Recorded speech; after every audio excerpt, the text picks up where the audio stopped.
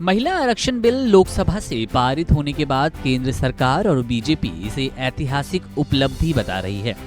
Congress OBC category की महिलाओं को रिजर्वेशन नहीं दिए जाने पर सवाल खड़ा कर रही है। कांग्रेस शासित प्रदेश छत्तीसगढ़ में महिला आरक्षण के मुद्दे पर डिप्टी सीएम टीएस सिंहदेव ने जनगणना और परिसीमन के बिना आरक्षण पर सवाल खड़े किए। उन्होंने कहा कि विधेयक 2029 के बाद लागू किया जाना है, ऐसे में विधेयक खोखला है।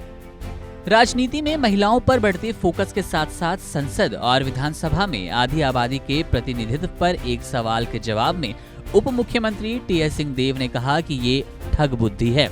बिल को 2029 में लागू करने पर सिंहदेव ने कहा कि कानून बनाने की ये कवायद खोखली है, क्योंकि जनगणना और परिसीमन के बाद ही लागू किए जाने वाले कानून का विधेयक 6 साल पहले पारित कराया जाना समझ से परे है।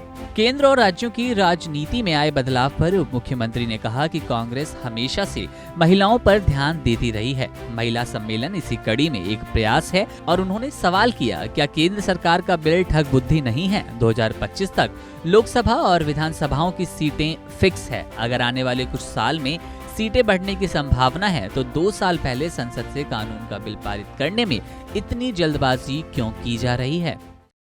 केंद्र की राजनीतियों से राज्य की राजनीति में महिलाओं पर फोकस हो गया है। अभी संसद में बिल अचानक से लाया जाता है महिलाओं से संबंधित, और राज्य में कांग्रेस में सम्मेलन हुआ है, तो क्या समझा जाए इसे? कांग्रेस अपनी ओर से महिलाओं पे हमेशा फोकस करती रही है। इस कार्यक्रम के माध्यम से भी पुनः फोकस किया है। और केंद्र सरकार ने जो बिल लाया, क्या ये ठग बुद्धि नहीं है? आप बिल आज के लिए ला रहे हो, क्या कह के ला रहे हो कि 2029 के बाद लागू करेंगे, जब जनगणना हो जाएगी और जब परिसीमन नया हो जाएगा। परिसीमन अर्थात आप नई सीटें बढ़ाओगे। 2025 तक सीटों की संख्या देश में फिक्स है। इतनी लोकसभा की सीटें रहेंगी, इतनी विधानसभा की सीटें रहेंगी। अगर उन सीटों में बढ़ोतरी होनी है तो उसके बाद पार्लियामेंट में पास होगा। और अभी आपने जनगणना नहीं कराई और आप ये बिल लेके आ गए।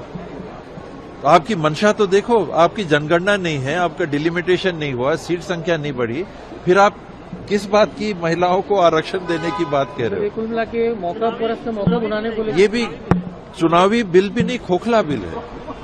यानी इसमें कोई दम होता तो ये बात होती कि हाँ ये हो गया। इसमें खोखलापन है कि हम कब लागू करेंगे, ना आज की विधानसभा पे, ना आज की लोकसभा पे। 2029 पे जनगणना के बाद और परिसीमन के बाद। परिसीमन अर्थात सीट संख्या भी बढ़ सकती है। टीएस सिंहदेव ने बीजेपी और केंद्र सरकार की मंशा पर सवाल खड़े करते हुए कहा कि नारी शक्ति वंदन अधिनियम में विधेयक में खोखलापन है। उन्होंने कहा कि अभी जनगणना परिसीमन नहीं हुई, संसद और विधानसभा सीटों की संख्या के बारे में ठोस जानकारी नहीं है। आज की लोकसभा और विधानसभाओं में आरक्षण के नियम लागू नहीं होंगे, ऐसे में बिल पूरी तरह खोखला है। लोकसभा में केंद्र सरकार की तरफ से पेश बिल पर विस्तार से चर्चा के बाद 454 सांसदों के समर्थन से पारित हुआ।